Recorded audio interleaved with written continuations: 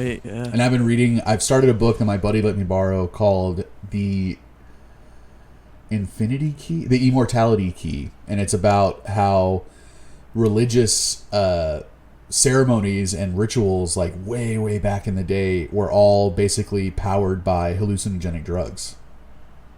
Oh. See, so it's like kind of connecting. Like, I like drugs. I like, learning things. So it's like, dude, you make a connection between, like, I mean, not that you're doing any illegal drugs at any time in your life. They're not illegal anymore. I live in California. Hey. Yeah. Like, drugs aren't illegal for me anymore, baby. And if I move to fucking Portland, I can go do heroin and shit. Yeah. Can't wait. Which is something you've always been complaining about when you were in Austin. Yeah. How many times did I say, like, dude, I would do it if it wasn't illegal? Yeah. Heroin being the main one. But you're our good little boy. You've never done anything against the law. Mm-mm. Almost to a fault. Yeah, I've ratted you out a few times. You have. Yeah. Yeah, you didn't even help pay the bail or anything. I spent a good couple years in the clink. Yeah. Listen, I understand that you were just trying to run into the store real quick, but you can't just park in a handicap spot. Well, I mean, I didn't know. It was faded. Okay, and the sign was broken. I didn't know. All right, and I didn't know that you had to pay the cashier every time you bought something. Yeah. I thought you could just go in one time, come in the next time, be like, yeah, I'll pay for that thing I bought. Like, I thought it was like on good faith. Right. It was like a tab. Yeah. I had like a tab open at the 7-Eleven. And I let you do it. I watched you. I was there with you. I let you do it. And then right when you walked out, you remember Yeah, you didn't say anything. No. You called the police. We were in the car. The second I left the car, I saw you get on your phone, which I now realize was the police because you knew that I was doing that stuff. You didn't even care to tell me. No, I mean, you asked me who I was calling, and I said, I'm calling my mother. Leave me alone. Yeah, I said, how's your father? And I go talk to your father. I'm calling my mother, and then, yeah. Well, I mean, you deserve it, man. Like, everyone needs to experience that, Yeah, have you ever, I mean, have you ever stolen anything? Like, for real? Like, not from a store, but, like, just ever? Yeah. There was one time I stole something from the gas station. You stole something? It was just to do it. Just to do it one time. Just the thrill? You just had to get that hit? It was just a chocolate bar, and I was strapped for cash, and I just really wanted it, and I took it. And for the next month, I didn't go anywhere near that gas station because of how horrified I was. And I wish I could steal stuff more often, but my anxiety gets the best of me. It's what the good citizen should do.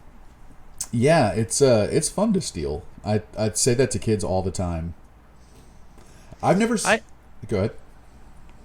I mean, no, like I know that on Tuesdays you run a little. Well, you call it a sermon on just like stealing.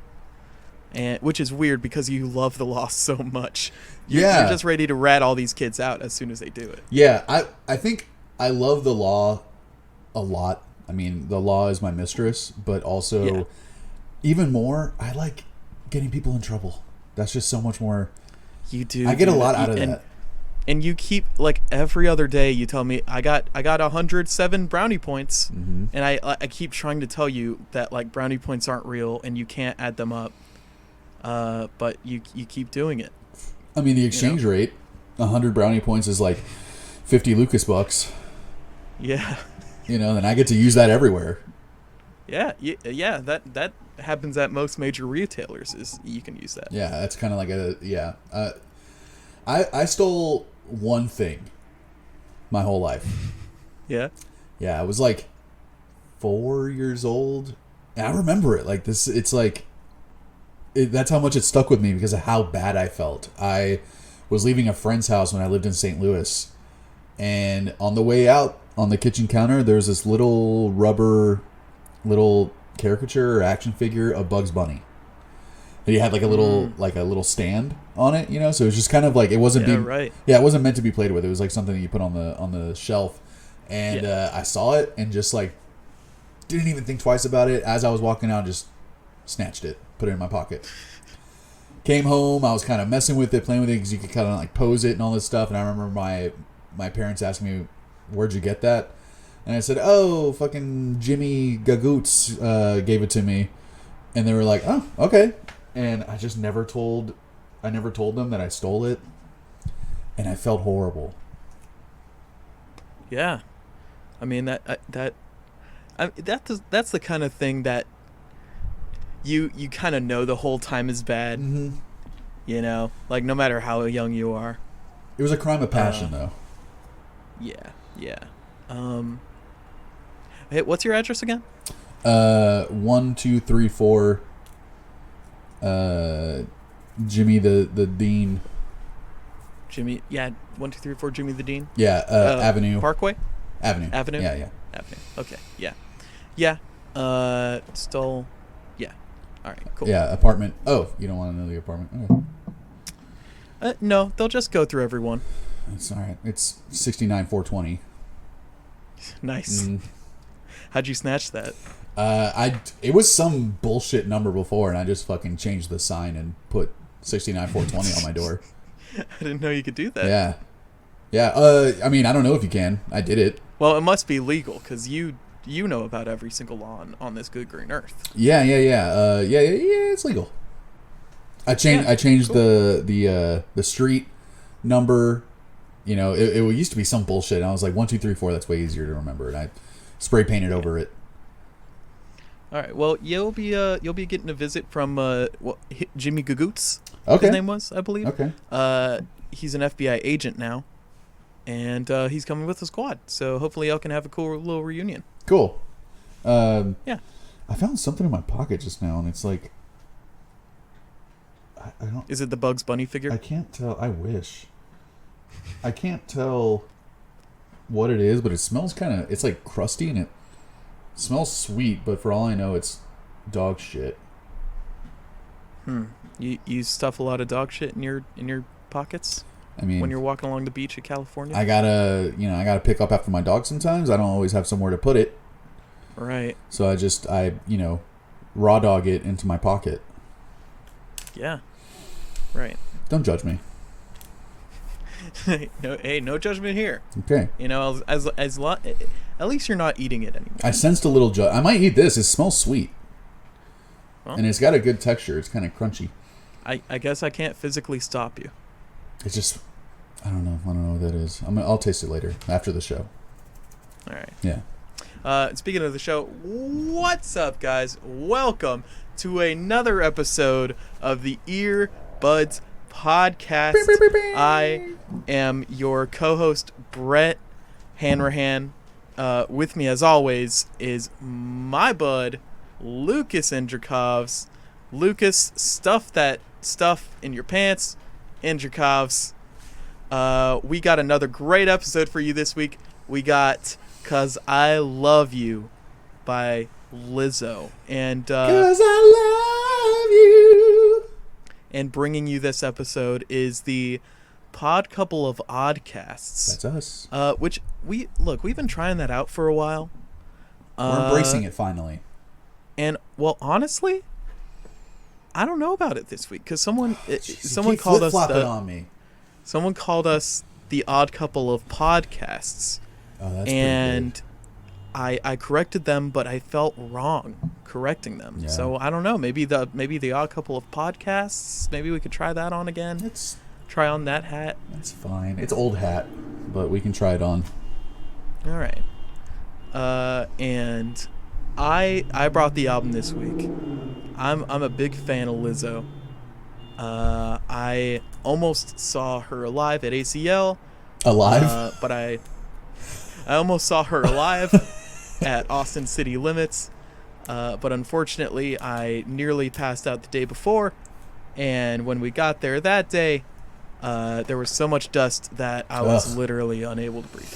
Dude, I have been there before. I remember the last time I went to ACL, I bought a bandana while we were there because I felt like I needed to cover my face with all the dust that was being kicked up by everyone. It was fucking crazy. Yep. I've gone to ACL for 6 or 7 years now in a row. Nice. Because, well, for a while, my friend had a booth, and I would work the booth. Oh, and hell then we'd yeah. see the headliner. And then after that, my mom and dad would pitch in and kind of buy us all tickets. But this is that last year, I think 2019 or 2018, it's the last time I'm gonna go, man. I love it, but I cannot go to it anymore. It's too fucking hot. Yeah. It's too many people. Uh-huh. It's just the park that it takes place in. Maybe people might not know this. Is usually filled with grass. Usually. It's usually just grass everywhere. But when ACL comes through, it all just turns into dirt. It's pounded. And that dirt gets kicked up. You can't breathe. There's no shade. Anywhere with shade is crowded with 100,000 people. There are literally no trees in that park. There's like one tree, and people just set up a picnic basket and a lawn chair under it, and they just sit there all day. Yeah, man. That was kind of the same thing with me. I went like probably 4 or 5 years, not in a row, but over the course of some time. And yeah, that last time was the last time for a reason. It was bad, dude. I remember the next day, like my eyes were like super puffy, and my nose was all like stuffed, and I'm just like, dude, like, what is the point of this? Plus, like, most of the artists that you really want to see, the bigger ones, you see them from half a mile away. Yeah. The sound is delayed to the point where there's like a half second after the snare hits to where you hear it. Yeah, right. Like literally that far away. And then, you're surrounded by a bunch of assholes. And water costs $12 a bottle. Oh, man. I wisened up, and I started bringing like a camel backpack every time I went. Yeah. And let me tell you, one of the last days I went to ACL, I was drinking water constantly for 9 hours, and I never peed once. Shit, you just sweated it all out. Because I sweat it all out. Wow. So all you did was keep yourself at equilibrium. Like you weren't even that hydrated. No. You were just replacing. When you go to ACL, you have to survive. Yeah. You find how to survive. It's crazy to me. Because I'm not paying $18 for a bottle of Dasani. And not just that, but it's crazy to me that I think you can take in one empty bottle too. Like you can bring like a water bottle with you and to fill up because they have those stations. But it's crazy to me when you see people drinking out there and you're just like, you must hate yourself. My sister would always sneak in alcohol. And it was like a fun little game because she would buy, there were these like quote unquote tampons that weren't tampons, but they were little flasks. Yeah. And there was suntan lotion called like Buzzy Bee, and it wasn't suntan lotion. You just put vodka in it, and it's like, God, dude, man. I had sandals that had a flask in them. They were reef sandals. And, the sole had a flask in it. And I, swear to God, I brought in rum, I think, with me one year in my flask. What pissed me off, too, is that I think the last year that I went, they started cracking down a lot more on bringing weed into the park. And before, it was super chill to bring weed. Right. And they didn't really think anything of. Yeah, they all of a sudden, one year, like, I think a buddy of mine brought like 5 joints or something and a pipe, and they confiscated it in the front. And I used to work at a coffee roaster, and there was this guy that he was a sweet guy, but seemed kind of like a burnout. You could tell that he did like a lot of acid or something back in the day. Older guy, probably 50s or 60s. Sure. Sweet guy, but he would talk your ear off for like an hour while you're working. And he was a friend of the owner. So, So, yeah, you can't really say anything. Yeah, and the owner would tell you as the guy was walking up to the roaster, he'd be like, George is coming. Hey, guys, George is about to walk in. And everyone knew just kind of like disperse and look busy, because if you gave him eye contact, he'd be like, he'd just come up to you and start talking to you. Man. So, again, nice guy, but I remember him telling me a story. He's kind of like an odd job dude, too. Like, he never like really had a job, but he would just do a bunch of random shit. So one of his odd jobs was working security at ACL. And he said that they would confiscate everyone's drugs and just do their drugs. Dude. And that really pissed me off. Like Man. he said one year he confiscated a pipe and some weed, and they were like, fuck it. Like at the end of the day, they're like, let's smoke this dude's weed. Bullshit, right? And so they load a bowl and they're hitting it and they can't hit it. It's like something blocking the bottom of the bowl. It's like clogged or whatever. So they take the weed out and they see that there's like a black ball of resin at the bottom. So they were like, all right, let's just. I don't know if you've ever smoked resin before. It's disgusting. No, I have not. Resin is the black shit that gets caked up in the bowl of, when you're smoking weed, or the black shit that gets caked up like in a bong or something, like in a pipe. And it's gross, but it'll get you high because it's just the tar resin leftovers of the weed that you smoke. So like it's oils and it's THC and all this stuff, but it is dirty. It's tar, and like that is when you know that you're a stoner to the point where it's like unhealthy. You will smoke resin because you will have run out of weed and you can't find any. And you're like, you know what? I have 5 pipes. I can go scrape resin off the bowls. And you kind of ball it up, and it's like this black tar, disgusting. It gets you high, but it also gives you a really bad headache. But hey, you're fucking jonesing, so you smoke it. So this dude found a little like ball of tar resin at the bottom of their pipe, and they're like, all right, let's just finish this. Like, and you can clear it out if you just keep smoking and keep hitting it. So like, let's clear this out, and then once it's done, then we'll load some weed and we'll actually like smoke something nice. So him and like 5 other people or whatever, like we're all passing around the pipe, like trying to clear this resin, and hitting it really hard. Like you have to like hit it really hard to like clear it and get rid of it. Yeah. And within like 10 minutes, like he said he's trying to load a bowl and he's like kind of unable to, and his hands aren't working right, and he's just like, like they kind of look at each other. They're just like, dude, that resin was really fucking strong. And they're like, yeah, like what? Like, what did we actually just smoke? And they realized that it was opium. Oh, shit. In the bottom of that pipe. So someone brought a opium-loaded pipe to ACL. Oh, man. And these motherfuckers tripped out on opium for hours thinking that it was weed. And in my head, I didn't say this to him, but I was thinking, that's what you fucking get.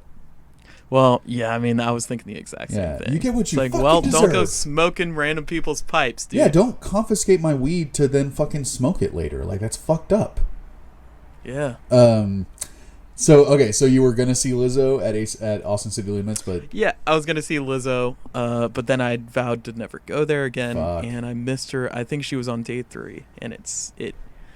In any case, I missed her, but man, I really wanted to see her because she has these fantastic shows. I don't know how she would have done in the Austin heat. I bet she would have killed it.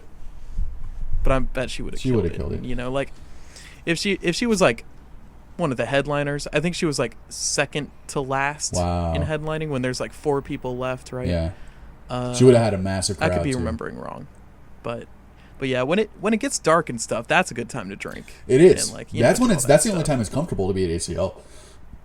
Yeah. Despite not, you have to be a quarter mile away from the stage to see the artist that you want to see, but it at least feels decent, and that's when you can crack open like they sell like red wine and like they sell you like a big cup that will fit a whole bottle of red wine in it, and it's just like, ugh, can you imagine drinking red wine in the Austin October heat? Like that sounds miserable. Yes. And then you're gonna do that for 3 days. It must work because people do it. It's still there. People just abuse themselves, man. People will put themselves through some shit. But tell me how drunk did you get listening to this album? Honestly, not at all. But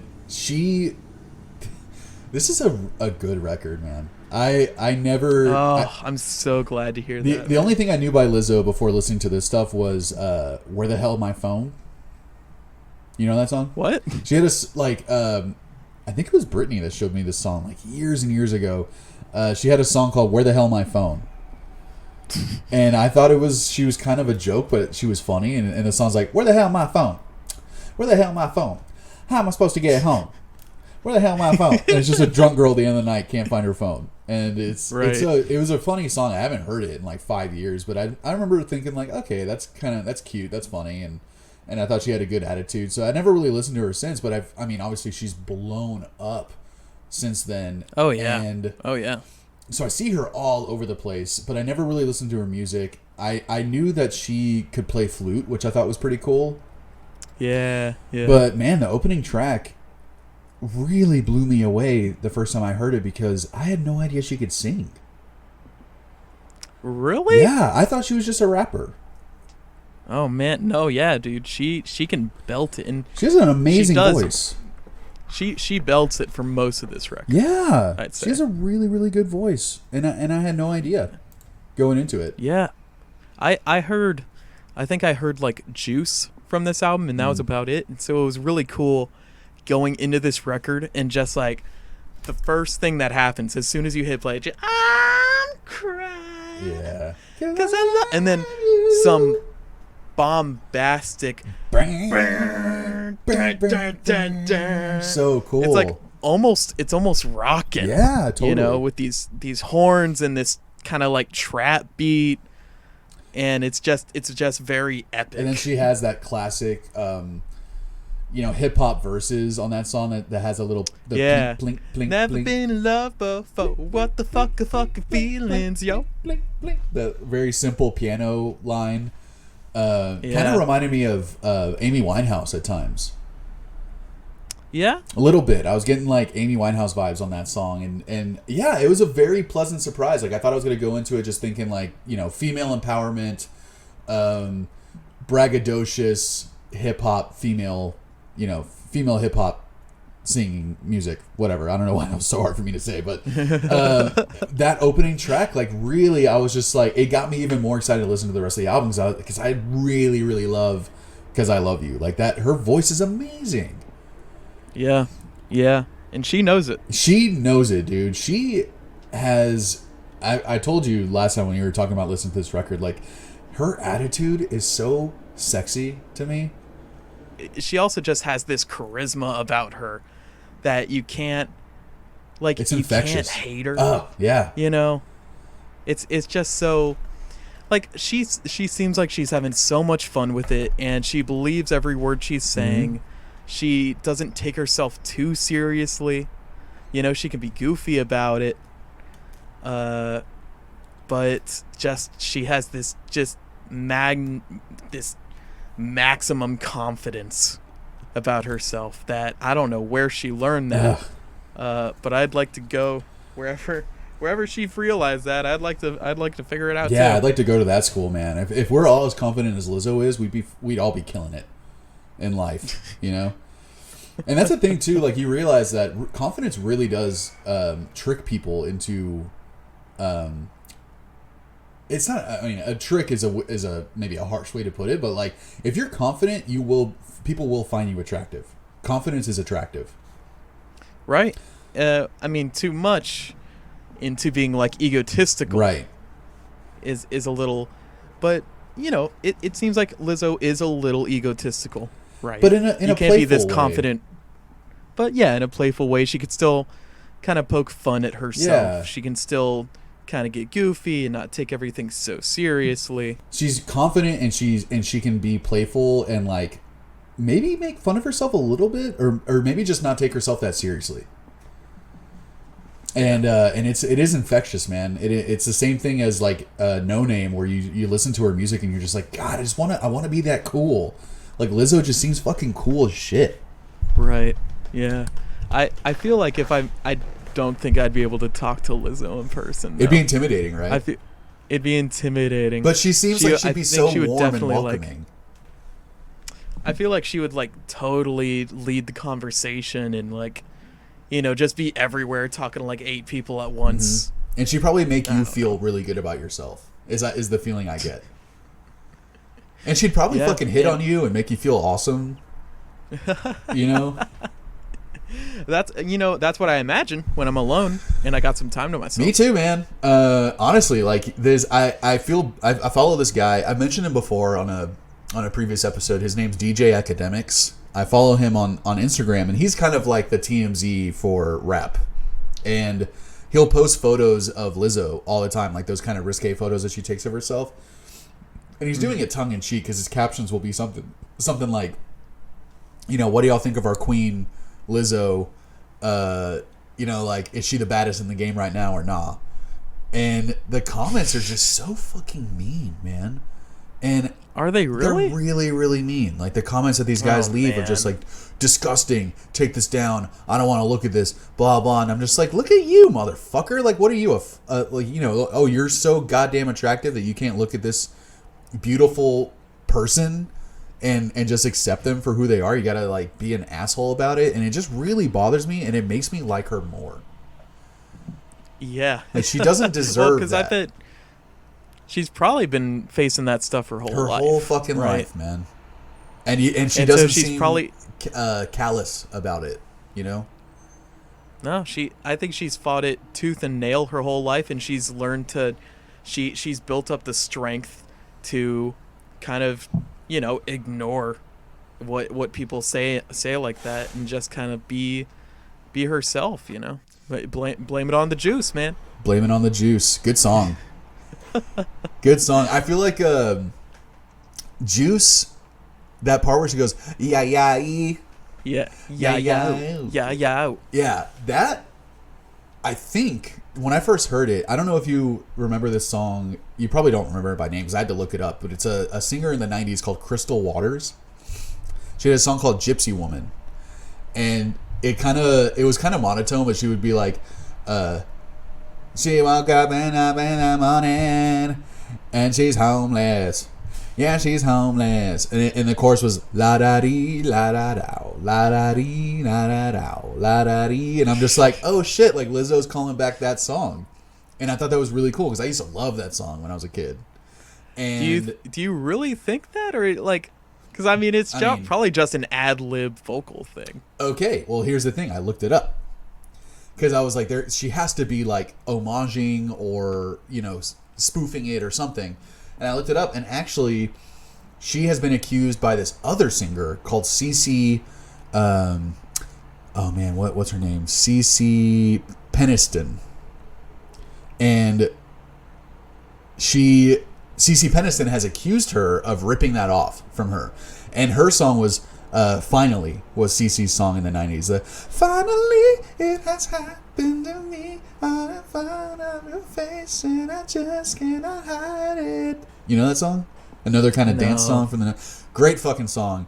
And in the song, she legitimately, like a little interlude part, she legitimately says several times "ya ya e" in the song, in the same way, "ya ya e," and the song, the beat will just kind of keep it. She only says it once, and so Lizzo has been accused of ripping that off, and honestly, like, Juice was one of my top songs, not choice nug, but one of my top songs because of that part. I love the yeah yeah yeah yeah yeah. So good, and it's like so catchy, and I love the very like late 80s, early 90s dance music that they use for that song. And yeah, the synths are very 80s pop. Super catchy chorus. You know, and I love the guitar throughout the whole song that has like a lot of like chorus or flanger on the guitar. Mm-hmm. Anyway, it was, and I've noticed that on this record, she goes all over the place from like hip hop to, you know, 90s dance music to kind of trappy at times, but then there's some songs that almost sound like a Prince song from like the 90s, like a lot of 90s. A lot of 90s feels. Yeah, a lot of 90s influence. There's like one or two kind of waltzy songs on here, like Jerome. Yeah, Jerome's a good one, man. And you know, like Lingerie, which is one of the rare moments where she kind of brings it down. Yeah. Which is kind of a weak ending to the record. Yeah. I mean, I wish she had put Lingerie like somewhere in the middle to kind of break up, because this whole album is like hype and energetic, and it's very danceable, very like get stupid and sing along. It's a great, like, I'm sure a lot of people listen to this album on their way to go out. Oh yeah, for sure. Like, this is such a get all the girls excited to go to the fucking club. Yeah. It feels like it. Yeah. I think like to me, it was a very like classic thing that she did, where she ended the record with a ballad type of slow song, which used to be the case on almost every record. Like, put the slow song at the end. You know, if someone made it to the very end of the record, that's where we'll kind of throw in the ballad. And I used to love that when I was younger. I love that albums kind of ended on this like low note a little bit. And the older I get, the more I like when albums end really strong and like give you a really good like hard hitting song to end it with, like leave an impression, you know? Yeah. And I feel like there are so many songs that are like that she could have ended it on. Totally, dude. But, you know, whatever. It didn't impede my enjoyment of the album or anything. No, not at all. I mean, this is a great hip hop / pop record. Yeah, I mean, it's a great pop record that kind of integrates hip hop and rap and trap in places that you wouldn't kind of expect it. Like at the very beginning, that very first song when they're dun dun dun dun dun. It seems like kind of a very, I don't know, orchestral, epic thing, but there's kind of a trap beat and like a trap hi-hat in the background that makes it that even like that much cooler. Yeah. Yeah. You know, something like that. Yeah, for sure. Yeah, I mean, and even in like Jerome, like that same thing kind of comes back, that trap hi-hat in this waltzy kind of and it's a very cool combination of moods, I think. Yeah, the first half of the record really kind of, it's just all so energetic and it keeps you into it. Like there's, again, like this is like the first half of this record is really great songwriting, really catchy choruses, great vocals, great verses, and really fun to sing along to, even though it's kind of weird for me to sing along to it at times, like as a man, where she goes like, I don't want to, I don't necessarily want to sing along. I love that song, Like a Girl, fucking great song. But I forget which song it is. It might be on that one where she says like, I make these boys get on their knees. And I'm just like, yeah, what's wrong with that? Well, I want to sing along, but for me to say I make these boys get on their knees is a little bit of a different connotation coming from me. You know? Well, look, if you can't make the boys get on their knees, I don't know what kind of man you are. You know what I'm saying? Jesus, that's like toxic masculinity right there,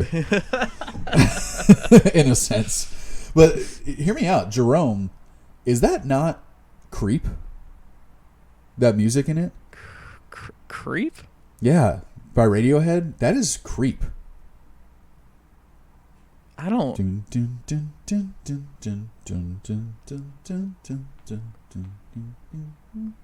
I don't know, man. It's Creep. I think it's.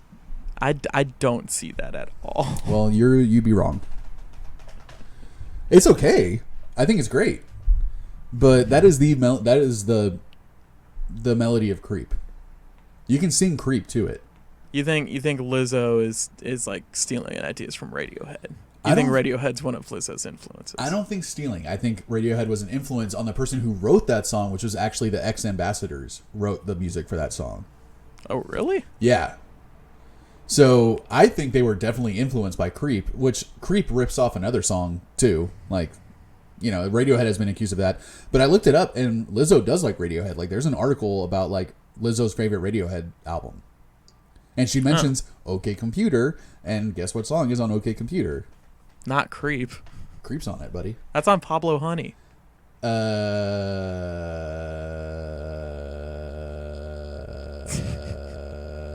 right.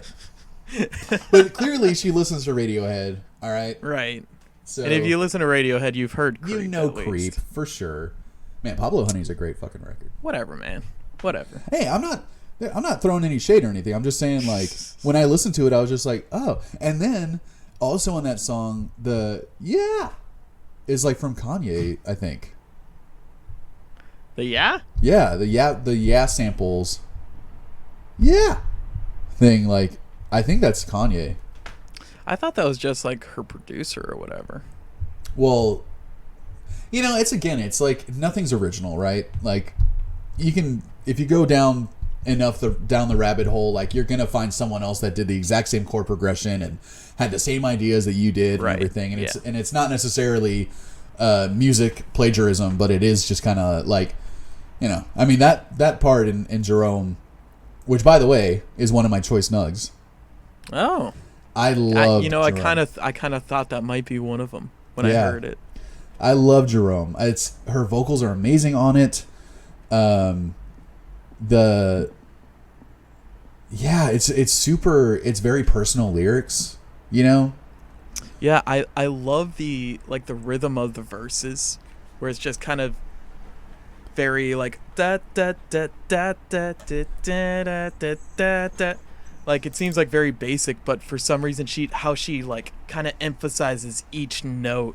Yeah. And like, I know that practice takes patience, and patience takes practice. But girl, let me have this Jerome. Oh, get it, boy. I just love it, man. I love the way she flows in a lot of these verses on these songs. Yeah. Jerome was a standout to me, and I don't usually go for songs like these, but again, like her voice just took me there, man. And the music reminds me of Creep, so I like that a lot. Yep. It was weird. I was just like, is this like a Creep sample plus sampling like Kanye's like thing that he used to do? I forgot which song that was, but I heard a lot of other songs on these songs, and Jerome was one of them, and that one just stood out to me. And the horns on Jerome were great, like towards the end, right? Yeah. That song just felt, and it's kind of a through line on the whole record, that her lyrics are pretty personal, and there's not a lot of superfluous kind of,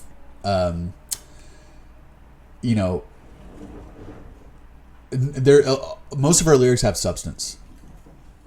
There's not a lot of like just stuff that she wrote because it sounds cool, or stuff that she wrote because it just worked with the line or whatever. Like it seems like everything was very honest. Is the way to put it. I think the songs could be a little.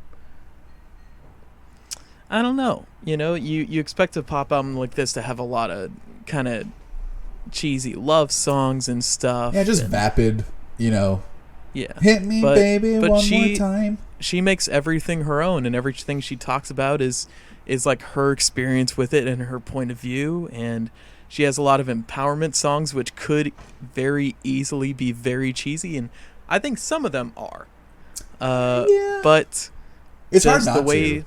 The way she does it, it just like I still love it regardless. Yeah, I mean it's hard to give her too much shit over like the cheesier parts, because even though there are some like of those empowerment lyrics that could come off as like kind of cheesy or just played out or whatever, she's so honest in her delivery of it, that I don't mind cheesy when it's honest.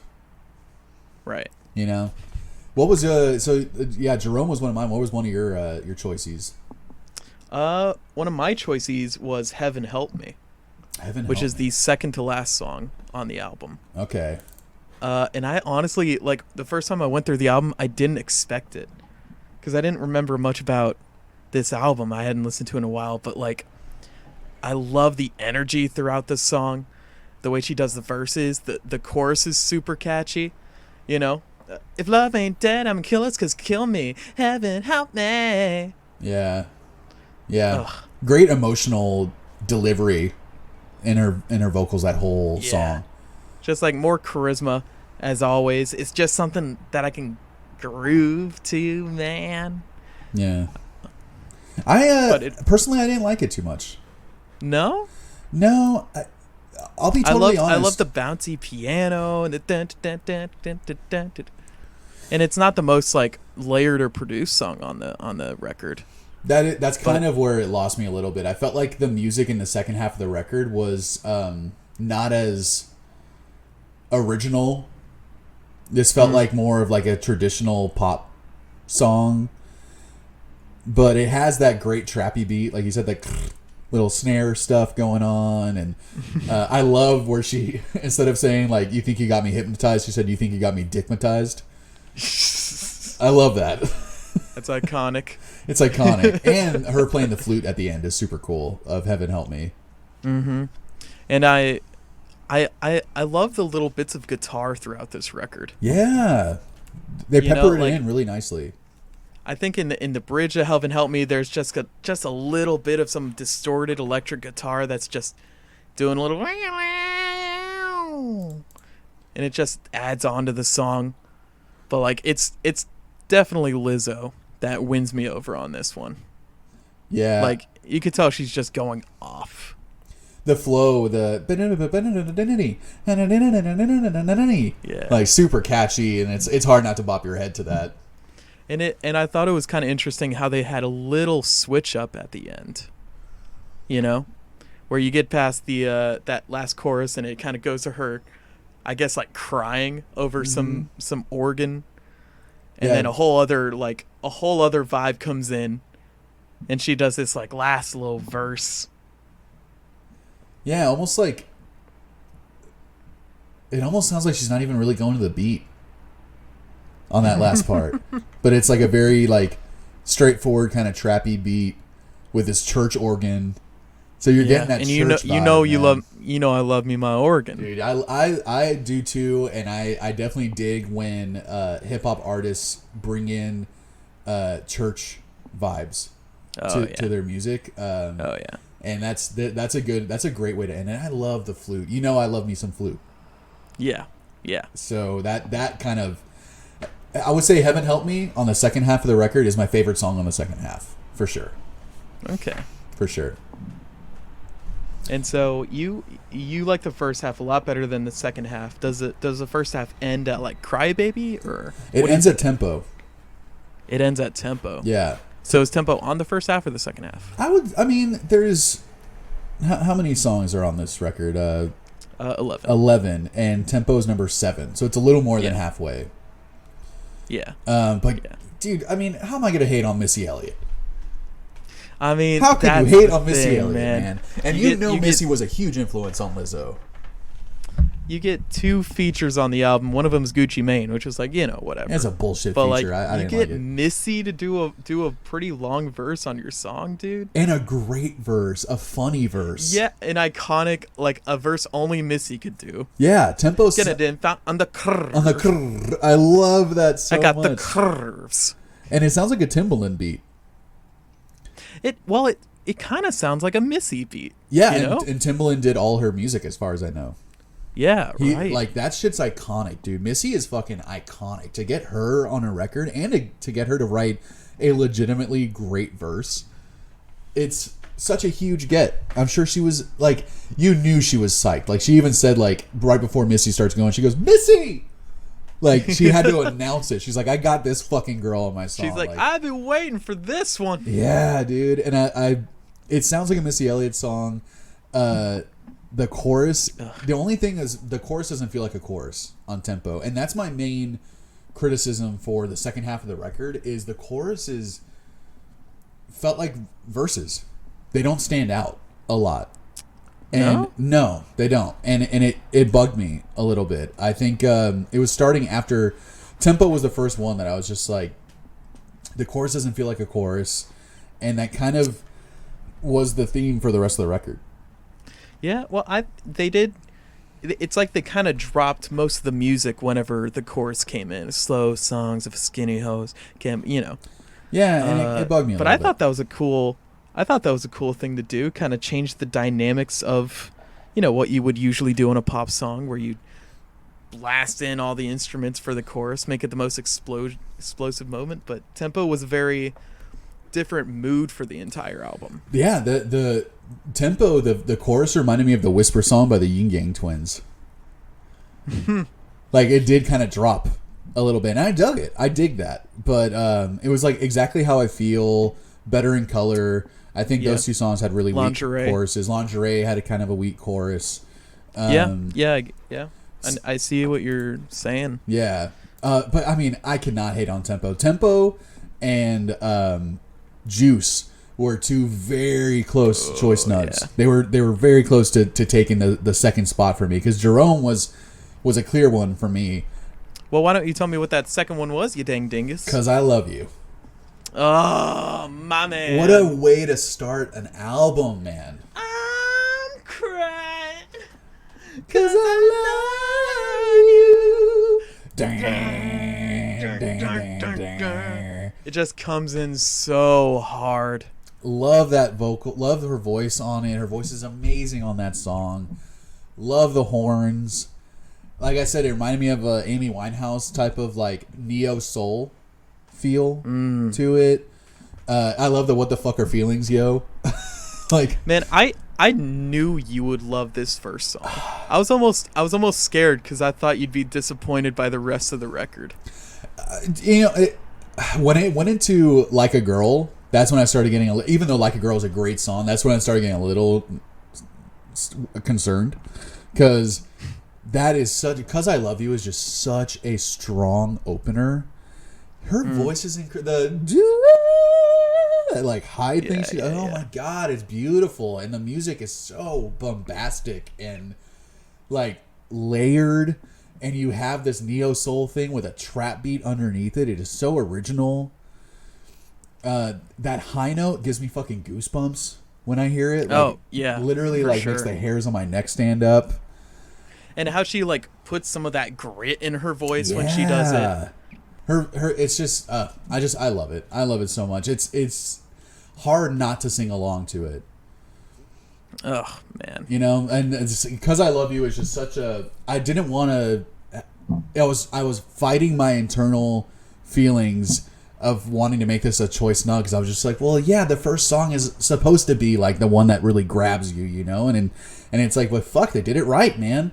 If you started this album with any other song on this record, like if you started this album with "Like a Girl," I would be upset.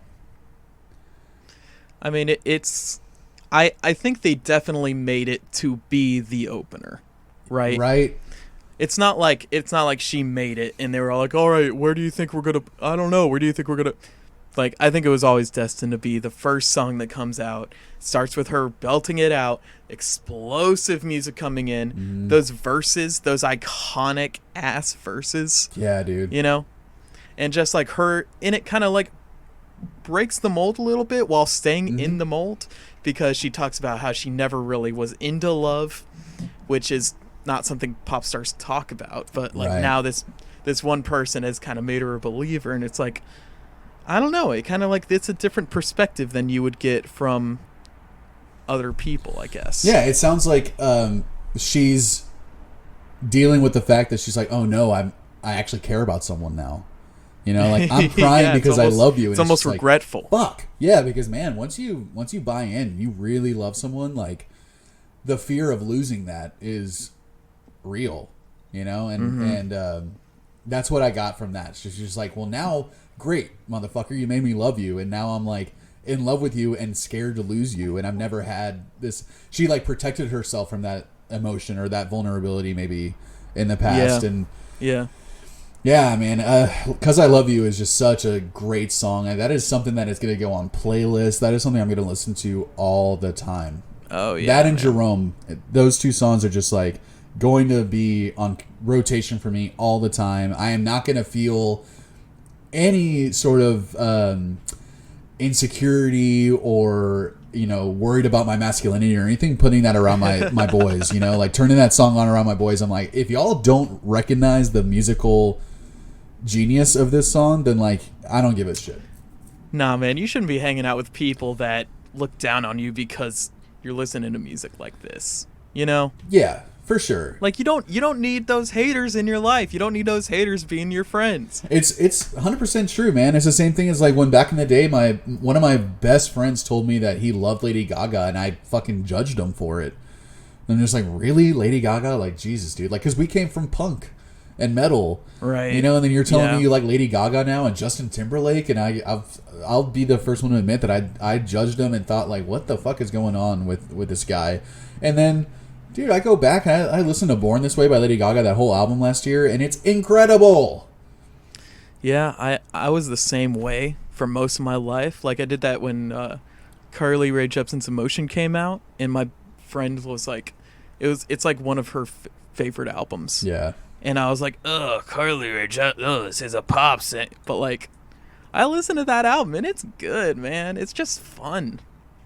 Yeah. And it's like you just gotta kind of get over yourself sometimes. I think a big thing too that I had to get over is like that a lot of these pop stars don't write their own music. A lot of them do, but a lot of them don't. And it's like Lizzo didn't write these songs. She might have written the lyrics, she might have written the melodies and stuff like that, but she's not writing this music. And even if she didn't, well, I feel like there's no way she didn't write the lyrics. I'd be really surprised if she didn't. But even if she didn't, she made the lyrics her own, and she performed these songs. Yes. You know, it's she made these songs hers. Yes. Even if she didn't write them. Totally. 100% agree. Ugh. And man, it's I'm still kind of on the fence about my choice, Nug. I was thinking maybe for a second Crybaby, because I loved the kind of funkiness of it. Mm-hmm. And yeah, it sounds like a Prince song. Yeah, and how that I don't need to apologize. Like, I love that part. The melody's great. I was thinking tempo for a little bit, but really it's because it's between "Cause I Love You" and "Juice." Yeah. And God dang it, you know, I might just pick "Juice." It's great, just man. because it's so catchy and danceable, and it makes me want to just like groove out and sing along. I can't help myself from singing along to it. It's got that line like, "Got so much sauce, got a girl looking like ragu." Yeah, man. It's like, oh man. It ain't my fault if you're not giving juice. It's great, dude. It's super, super catchy. But God, I also love "Cause I Love You," but I think this is my other Narnug. It was a close one for me, man. Yeah. And I loved during the second half of the chorus that like the little synth thing that they put in there. Yeah, like right. So great, so 80s. Like, love it. Oh yeah, it's very 80s inspired. That opening synth is so completely 80s. It's got that yee. Love it. Yeah. It's little moments like that and like will make me like a song, even if I don't like anything else on the song. It's little moments like that I'm just like, dude, I'll latch onto that shit, and I'll just sing yee, just dancing around my kitchen. I'm just like, that is enough for me to like that song. Yeah, and setting aside the amazing production, which is pretty much across this whole record, the production is just top notch. Right. Yeah. In the verses, oh, I love the part where when I'm shining, everybody wanna shine. Mm-hmm. It's like she does it. She delivers that line so cool, you know. Heard you say I'm not the baddest bitch you line. Ugh, she's great, dude. It's just, it just makes me want to get up and shake my movie parts, shake my jiggly parts, man. And I think that's what she would have wanted. I think that's what she's going for. So yeah, Juice my Narnug. I also think Juice would be like the song to introduce to someone who's trying to get into this, but I mean, it just seems like the most like accessible dance, energetic. Mm-hmm. It's got the catchy yee-yees. It's got the catchy chorus. I don't know what the juice is. Maybe I don't want to know, you know, but I know I got it. I got the juice. Yeah, I want to drink the juice for sure.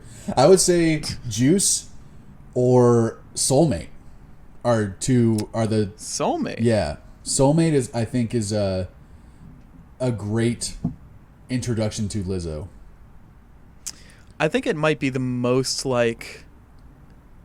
I think it's the most trap influenced song on the record, if I remember correctly. Yeah, the most trap one and super poppy. Super like, poppy. Look in the mirror like, damn, she the one. Like when that busts out, dude. That's one. Like, yeah. Like super self-loving. Right? You know? And I feel like that's a big theme with Lizzo. Yeah. self-love and accepting yourself, and it does like combine the trap and the pop like just so seamlessly, and almost like a tropical house a little bit to it, you know. Yeah, it's kind of got those little right little synths in the back. Yeah, the little pan synth thing going on, the little twinkling thing. Yeah, I would say those two. I'm gonna go Soulmate. I think Soulmate's a great introduction for Lizzo. Yeah. Well, I guess we'll just go ahead and rate this dang thing. Let's rate this dang thing. I'm gonna go ahead and I think I'm gonna give it like a 7.6. Woo, strong. Is what I'm thinking. Yeah, it's like, I mean, I think you definitely got to be in a mood to get stupid.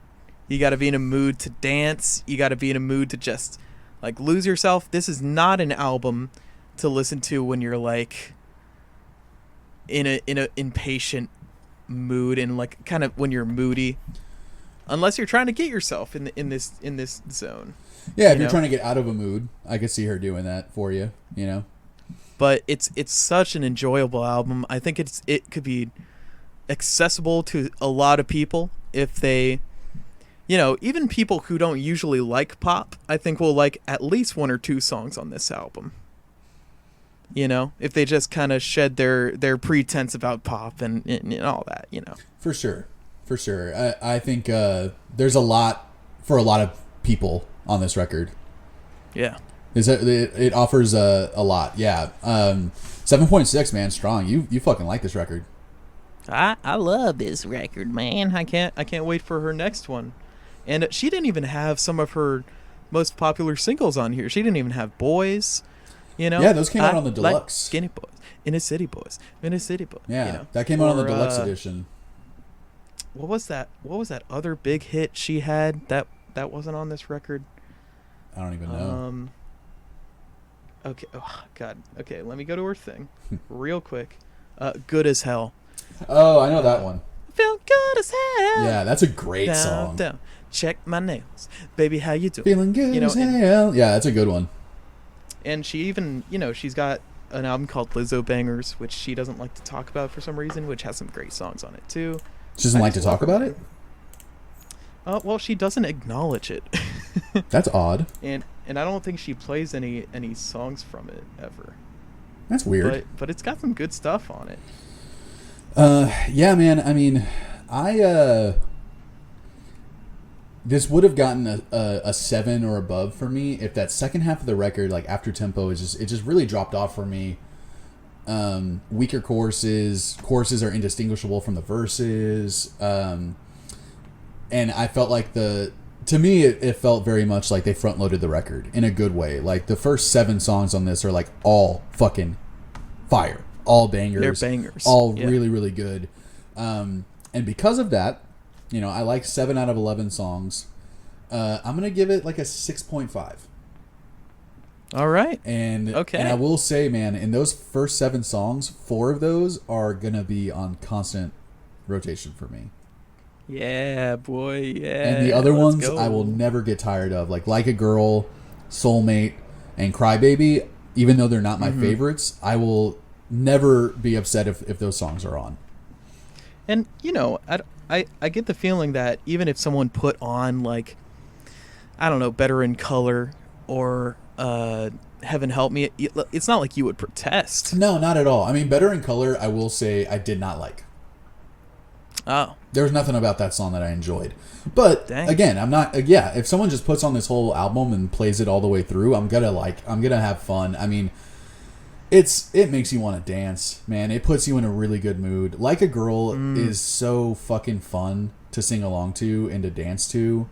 Yeah, it's so good, man. And I love that Like a Girl is gonna trigger a bunch of fucking weak ass men that for some reason get offended and get upset by that song. I that is one reason why I like it, because I'm like, I know this is gonna piss people off. Like all these dudes that got upset about like WAP or WAP or whatever. Yeah, WAP. Give me a fucking break, dude. Like 2 women can't talk shit about how sexy they are and how much they like sex and how much they enjoy being sexual and having like a wet pussy and everything. Like who fucking cares? it's just such old values. That some people hold on to. This is so unladylike. Oh, you can't talk about this.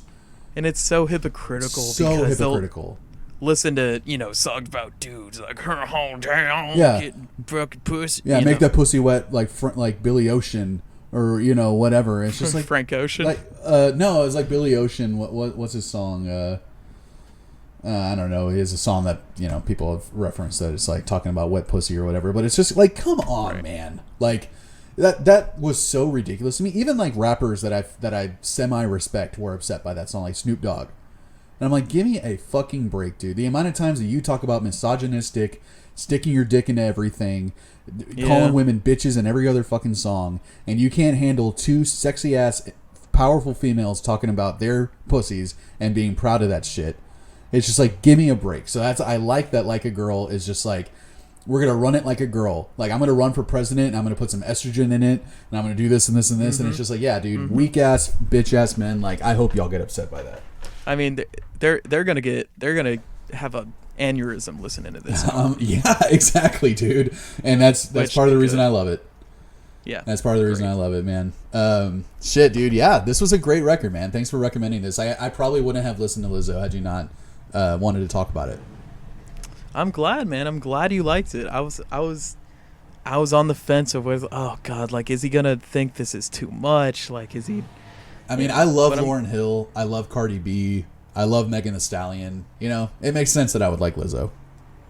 Yeah. And Lizzo seems almost like, compared to Cardi B and Megan Thee Stallion, Lizzo is almost like on the Lauryn Hill aspect of like the more subdued, kind of positive thing rather than like talking shit, because all Megan Thee Stallion and Cardi B do is talk shit. Right.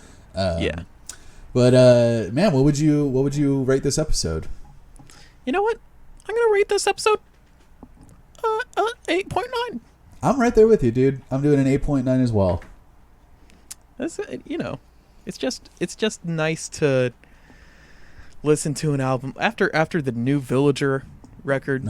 It's just nice to listen to an energetic album that gets you in a good mood and makes you feel good about yourself. Absolutely, yeah, and that's what this does, man. It's very effective in that way. Like, recently I have a newfound respect for people that can write songs about like positivity and just like songs about empowerment and looking at the world with a promising light, because like, honestly, I haven't been able to make any songs like that. I've never been able to, and I've always been kind of a hater on music like that, because it's so rare that someone can make positive music, empowering music, optimistic music that is not cheesy as fuck. Yes, and exactly. It just makes me hate it from the jump. And Lizzo is a really great balance of attitude and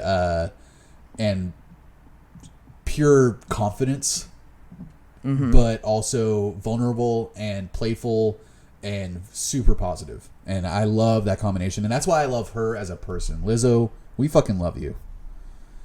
We love you, Lizzo. Even if you just became like a personality from now on and you didn't continue making music, which I hope is never going to be the case, but it's just like, I like her. I already was a fan of her before I ever heard any of her songs, so like, that's how much I just love her as a person. And I just like, I want her to be like my motivational speaker or something. Like, I want her to be my hype man or something, because I just feel like she just seems very supportive and very positive all the time. And I love it how she deals with haters, and she's the best, man. I love her. Yeah, I love her too, man. And I love everyone who's listened to this episode. Thank you all for listening. You can find us on Instagram at EVPcast, Jean-Luc Guitard, Brett Hanrahan. Shoot us a comment. Tell us if you liked it, if you hated it, the episode or the album. Or us.